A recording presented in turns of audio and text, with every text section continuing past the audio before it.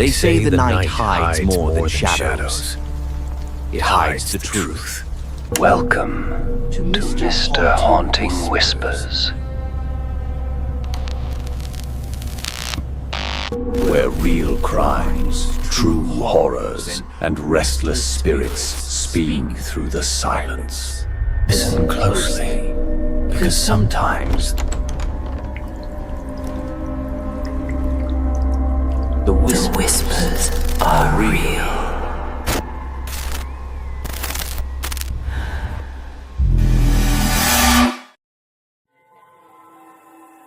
Memory is a strange thing. We think of it as something that fades, like old photographs left too long in the sun. But memories don't always fade. Some of them linger. They wait in the quiet places, the forgotten rooms of our minds, whispering, echoing, wanting to be remembered. Tonight, we open those doors, stories of sound and silence, of voices that refuse to die, and moments that never really ended. Sometimes the past doesn't let go.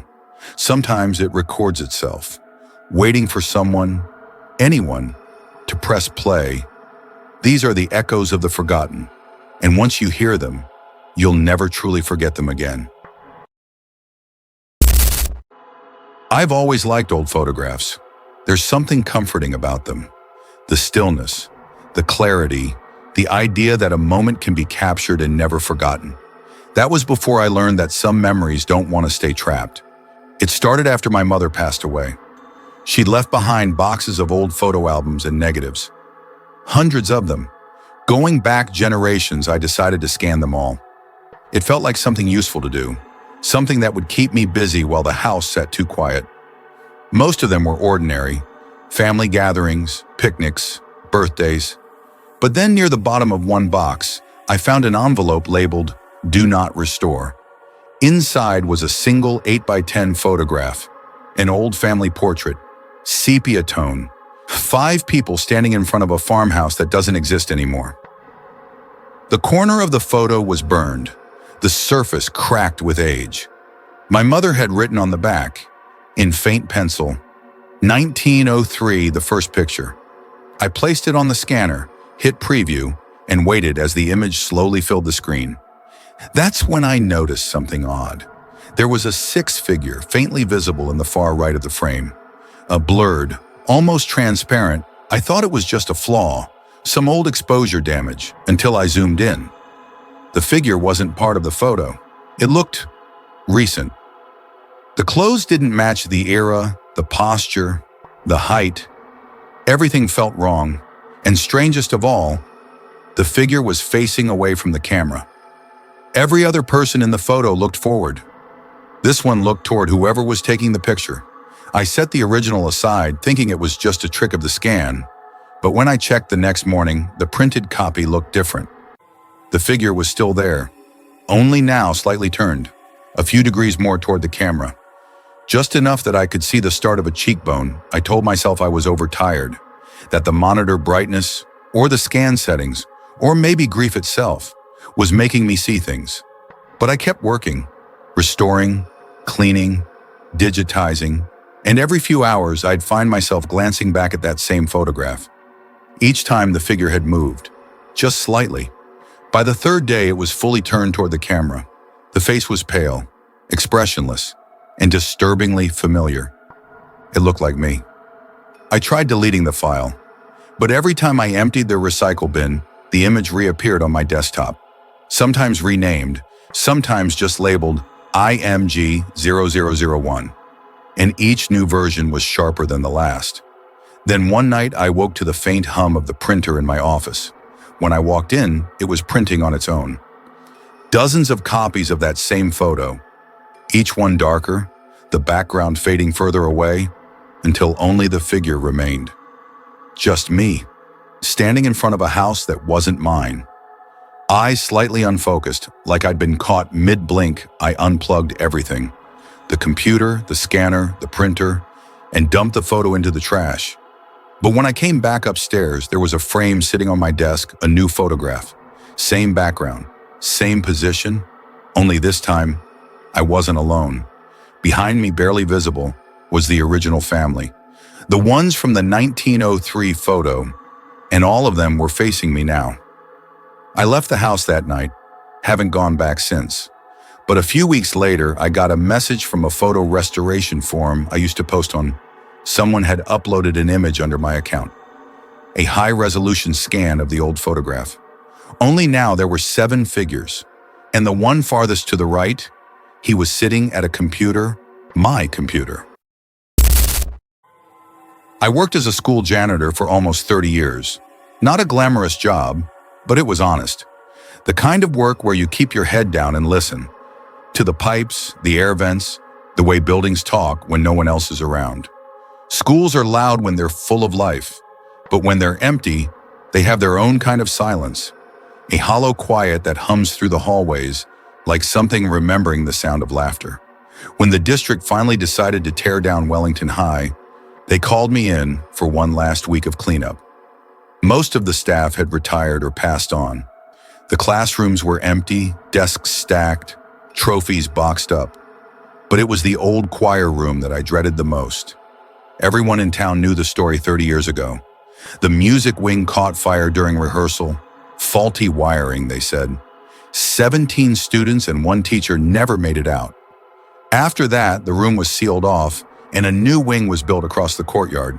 But when they handed me the keys, I noticed something strange. On the tag, the label read, Choir Room A, not B, not Old Wing. Just the original one, like it had been waiting. The door hadn't been opened in decades. When I finally turned the key, it took both hands. The hinges gave this deep, metallic groan, the kind that vibrates in your bones. Inside, the air was cold. Not stale, cold, like winter air spilling from a freezer. The room looked frozen in time. Chairs still arranged in half circles, sheet music scattered across the floor, blackened around the edges from smoke. On the far wall, the old upright piano sat under a thick layer of dust, keys yellowed but intact. When I stepped closer, I heard it, faint, almost a vibration at first. A sound so soft I thought it was in my head. Then I realized it was humming, a single steady note, somewhere between the walls. I remember standing there, barely breathing, as the sound grew clearer, layered now, like voices blending. A chorus. They were humming together. It was beautiful and wrong at the same time. The kind of harmony you feel before you actually hear it, like the room itself remembered the song, even when no one was left to sing it. I backed toward the door, but it slammed shut behind me with a hard echo I tried to handle. Jammed. The lights flickered, once, twice, then stayed on. And then faintly, I heard a voice. A woman's, warm and clear. All right, everyone, from the top. The humming shifted into melody. Notes filled the air, slow and sweet, like the echo of a hymn through an old church. It was the same piece the choir had been rehearsing the night of the fire, I knew, because the newspaper article had printed the sheet music. It was called Until the Morning Comes. The voices swelled, rising in waves, and as they did, the air grew warm, smoky, thick. I looked up and saw light flickering near the ceiling, faint orange reflections crawling over the tiles. For a moment, I thought I was seeing the fire itself, but then I realized when the flames weren't real. They were memories, light caught in air that hadn't forgotten how it burned. I stumbled forward, coughing, trying to reach the door. Then, through the haze, I saw them. 17 figures standing in a semicircle. Not solid, more like shadows carved from light and smoke. Their mouths moved in perfect sync, eyes closed, singing like they never stopped. And behind them, at the piano, sat the teacher. Her hands moved across the keys, but there was no sound from the piano. The notes were coming from the air itself. She turned her head toward me, eyes open, calm, almost kind. And then she said softly, though her lips barely moved, "We never finished the song." The next thing I remember, I was outside, sitting on the steps with a fireman shaking my shoulder. Apparently someone had seen smoke through the old windows and called it in. They didn't find any fire, just me covered in soot and dust. When they asked what happened, I couldn't explain. I just told them I'd heard music. They laughed it off, said old buildings make strange noises. Maybe they do.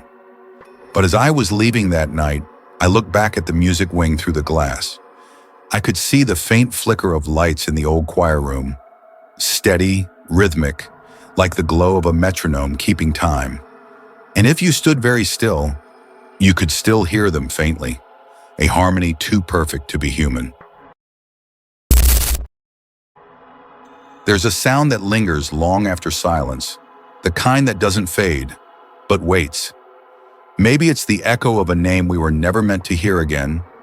Maybe it's the weight of a memory refusing to rest. A voice, a note, a whisper caught between time and truth. Tonight we listen to those echoes, the ones that lived in rooms, in wires, in walls, and in the fragile space between forgiveness and forgetting. But some echoes don't belong to the past. Some reach forward, calling us from where we haven't yet been. And if you ever wake in the middle of the night, hearing something soft beneath the quiet, a voice that knows your name and speaks like it remembers you, don't answer it, because sometimes the things that whisper in the dark aren't trying to be heard. They're trying to return. You've been listening to Mr. Haunting Whispers, real stories, real fears. Until next time, keep your lights low and your mind open. You've been listening to Mr. Haunting Whispers, where every truth leaves a scar. If the story unsettled you, good. That means you were listening. Subscribe and stay close to the dark, because the next whisper might be for you.